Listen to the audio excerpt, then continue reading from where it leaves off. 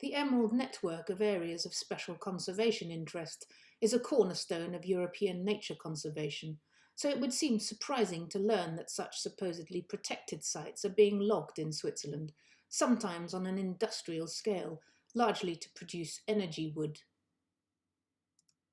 The Emerald network forms a lattice of nature reserves spanning Central Europe and the EU, where it is better known as Natura 2000, which fans out into a number of peripheral Eastern European as well as African countries.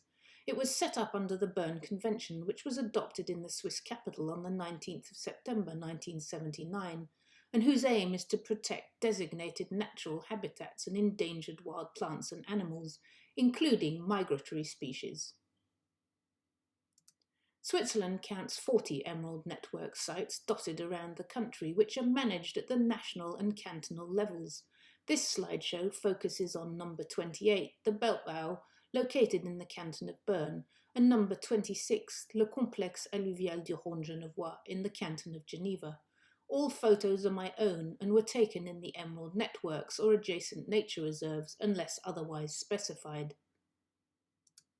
Located in the canton of Bern, the Belpau extends 10 kilometres upriver from the Swiss capital, following both banks of the river Aare. Its 436 hectares encompass old river arms dotted with swamps, damp meadows and deciduous copses. It overlaps several smaller reserves and an alluvial zone of national importance, and forms part of the larger Aare Landschaft Thun-Bern Cantonal Nature Reserve, which links the cities of Bern and Thun. It is divided into the Untere and the smaller Obere Belpau, which contains a designated forest reserve, as well as an official water catchment supplying drinking water to the capital. 88% of the Belpau is protected by cantonal decree.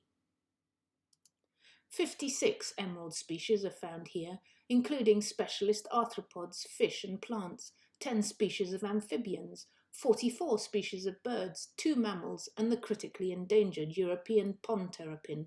But many other species occur too, which, although not considered emerald species, are no less dazzling and gem-like. According to the Federal Office for the Environment, every effort must be made to ensure the protection of both emerald network species and habitats, which must not be threatened in any way.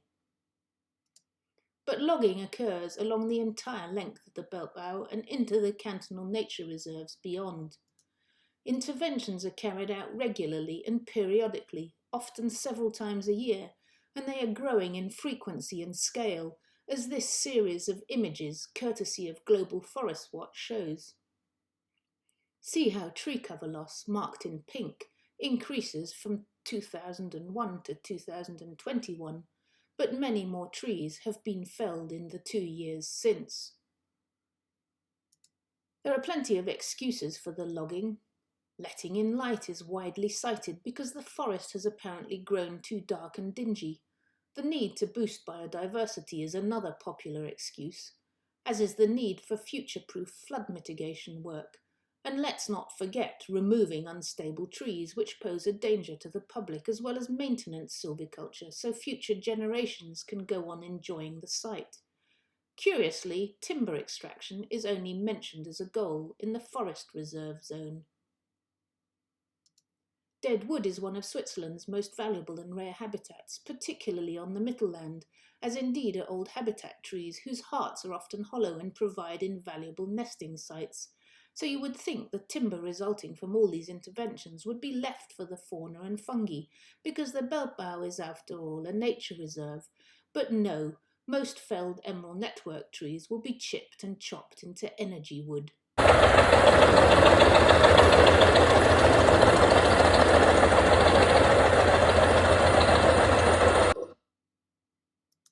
The wood chips are then delivered directly to local district heating systems every Wednesday throughout the colder half of the year. Up to 400 cubic metres of wood chips from local forests, including the Belpaus, are burnt weekly, according to a 2020 article. 4 of the largest recipient biomass burners are pictured here on a chilly March morning in 2021. The Belpau and its once shaded paths bordering the river Aare are being gradually but inexorably stripped of their trees. Clear cuts are appearing, which are then almost immediately replanted. So much for letting in light. Tree removal may very well let in light, but it can also have adverse effects. Ponds evaporate. Less shade means more heat, which, combined with the nitrates released through soil disturbance by the logging, often leads to eutrophic waterways and algal blooms. More light encourages the proliferation of undesirable neophytes, such as brambles, buddleia, and nettles. The remaining trees are also vulnerable to extreme weather events, wind and heat stress.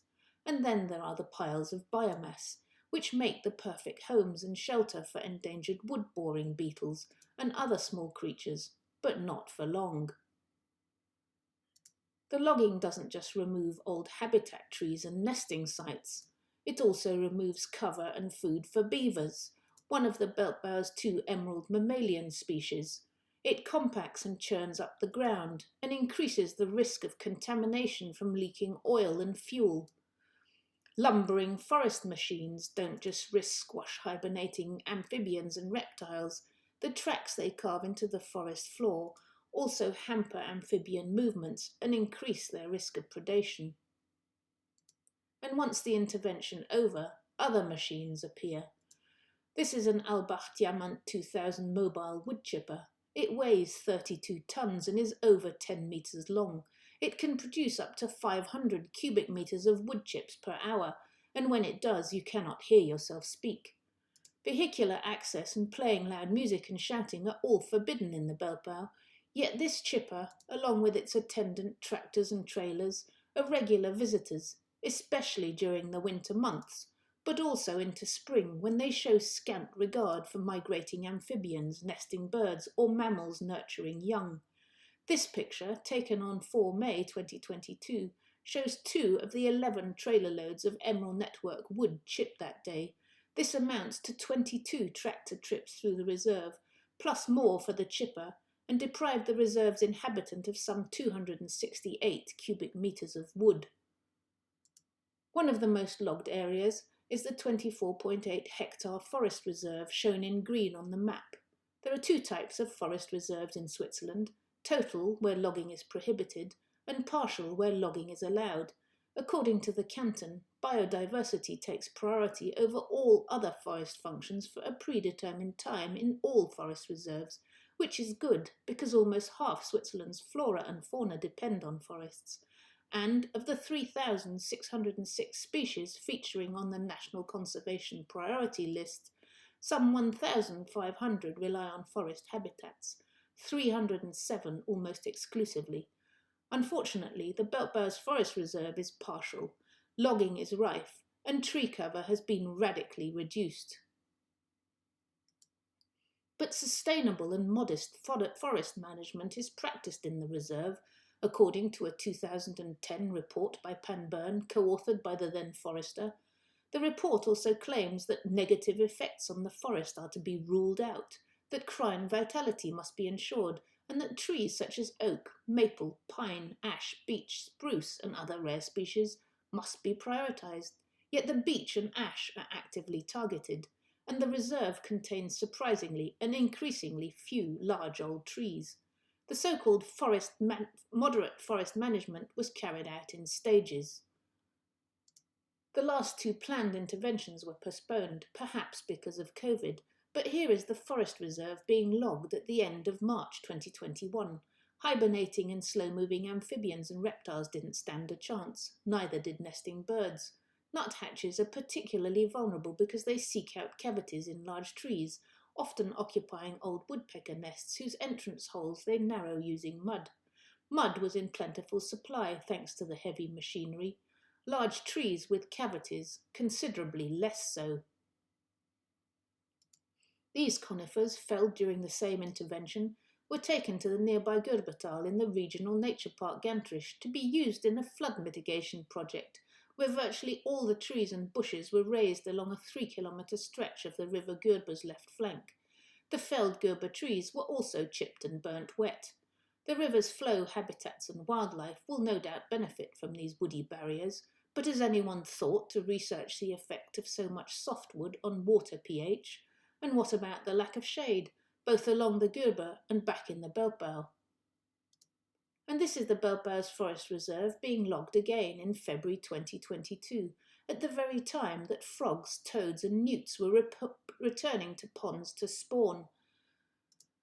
And while signs and frog fences had been erected on neighbouring community roads, the same care was not extended to the emerald network's amphibians, or to another emerald network species, the beaver, whose cover and food source were both severely depleted in this latest intervention. Giant habitat trees like this venerable Norway spruce were also chipped and burnt. Such trees are invaluable to the Bechstein's bat, the Belpau's second emerald network mammalian species, which nests exclusively in tree cavities. Signs claim to be turning the forest reserve into a coppiced forest, but logging is occurring with the same intensity across the Belpau, and the last copse of old deciduous trees lying outside the forest reserve but still within the Belpau will shortly suffer the same fate, with most of the old trees barring oak being targeted. Logging has also spread to the neighbouring larger Aare Landschaft Thun Bern Nature Reserve, which forms part of the Emerald Network, as these photos taken from 2019 to 2022 show. In the far west of the country lies the Complexe alluvial du Rhône genevois, number 26 of Switzerland's 40 emerald networks. Extending from Lake Geneva down the river Rhône, it encompasses a vast alluvial network and various lowland habitats harbouring one of Switzerland's most important waterbird wintering sites. It is also a stronghold for amphibians and the critically endangered European pond terrapin. It hosts 113 protected European species and 430 species on Switzerland's red list, including 2, the common pochard and the thick-shelled river mussel, that are globally threatened. It overlaps an internationally recognised Ramsar site, as well as multiple smaller nationally important cantonal nature reserves. Logging is less radical than in the Belpau, but it is ramping up here too. This large wood chip depot, built near Bern within the Rhône genevois forest, necessitated the felling of many trees, but still counts as forest thanks to Swiss law. It is highly debatable whether this forest will in any way help the Emerald Network's biodiversity. Quite the contrary. The depot must be kept filled, so more trees are falling, including in the Réserve naturelle des Noms de Bourba et des Picolats and on the edges of the Moulin de Verre, 2 local nature reserves within the Emerald Network. Even trees in the Ramsar site of international importance are being felled within its so-called reinforced protective perimeter, close to the Tête de Verbois Nature Reserve. These trees appear to have been giant poplars, and they were no doubt home to numerous species. Indeed, deciduous hardwood trees are invariably targeted here, very often species-rich oak, and once more, visitors are rightly prohibited from picking flowers or letting dogs off leads, but heavy logging machinery is free to churn up the ground, crush or frighten off wildlife, and fell and remove trees. The biomass industry claims to only use waste wood and offcuts, but these are whole trunks being chipped back at the Bern depot from trees that once benefited species across the Emerald Network.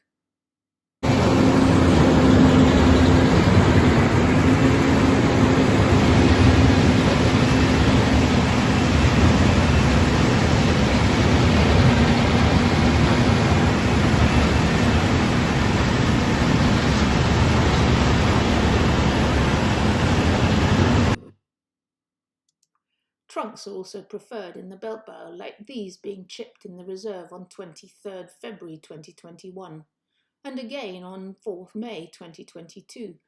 Indeed, most of the Belpau's wood piles showed in this presentation have gone up in smoke. Bern clearly states on page 7 of its report that the production of valuable wood is not a priority, rather there is a shift to energy wood production. Rising energy prices and the current government policy to fully exploit forest biomass incentivise overzealous logging practices. Subsidies help too. The canton of Bern contributes anywhere from 2,000 francs per hectare for forest maintenance up to 12,000 francs per hectare for replanting oak. Bern's report lists multiple biodiversity promoting measures for the Obere Belpau, including forest edge maintenance and rare tree species promotion, as well as the subventions on offer for each. Wood chips are also profitable, so it is a win-win situation. But not for Swiss reserves, and regardless of what the wood becomes, are practices and scenes like this really acceptable in emerald networks where species and habitats must not be threatened in any way? Are they acceptable in any nature reserve? What is the point of partial forest reserves and protected areas if they can be logged with such impunity? We are facing existential climate and biodiversity crises. Scientists warn that the extinction rates are hundreds, if not thousands, of times higher than the natural baseline rate, and it is unlikely we will limit the temperature increase to 1.5 degrees above pre-industrial levels. Switzerland is warming at twice the global average and has some of the highest percentages of threatened species across all OECD countries, almost half of which depend on forests. Yet total forest reserves, where all logging is forbidden, account for just 6.5% of Geneva's forests and only 2% in the canton of Bern. More damningly still, Switzerland comes last out of 30 European countries in terms of protected areas, according to a 2020 BirdLife report. But we can't even protect the modest reserves we do have, and they are literally going up in smoke, ironically in the name of a greener, more environmentally friendly energy transition. The biodiversity and climate crises are interlinked and reinforce one another, so it is time to protect all our nature reserves fully and to stop burning trees. We must prioritise the infinite renewables such as wind and solar, as well as heat pumps, and leave our reserves and our forests to provide homes for our wildlife, flora and fungi, to filter our water, clean our air, and capture carbon in both trunks and soils, and to provide spaces where humans can escape to relax, recuperate, and dream.